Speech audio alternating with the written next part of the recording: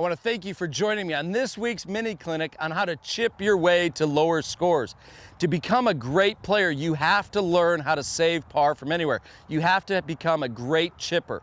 So the key of this, to become a great chipper, is to first have the proper setup. So often in my clinics and in my lessons, I see people setting up for a chip shot exactly the way they would with a full swing. So if this is you, or you set up with your right shoulder low, you have zero chance on becoming a good chipper.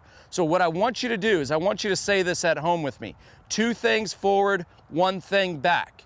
2 things forward, 1 thing back. That in and of itself is the ingredient on you becoming a great chipper. What we're gonna do is we're gonna start off with our feet a club head width apart. Very simple, like this.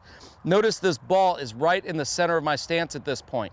All we're gonna do is we're gonna bring our left toe back an inch, or our forward toe back, and we're gonna pick up our toes and turn our toes so that my right big toe is pointed at the ball, just like that.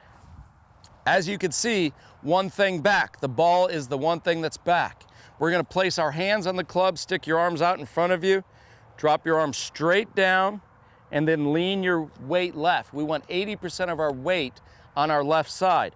We're gonna place our hands and we're gonna de-loft this club this way.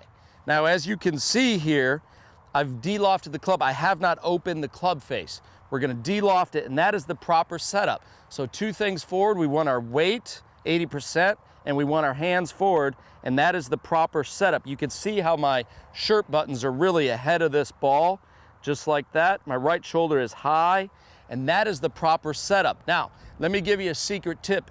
This week's mini clinic is on how to chip your way to better scores, okay?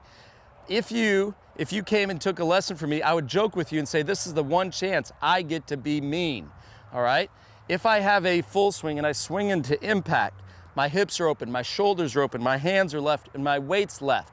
That is proper impact for full swing. What does that look like? That looks like chipping. Right now, we're talking about how to chip your way to lower scores, but I'm also teaching you how to improve your impact position with your full swing. So if you work on this, not only are you gonna chip your way to lower scores, you're also gonna improve your impact, which means you're gonna hit the ball farther and you're gonna hit the ball better.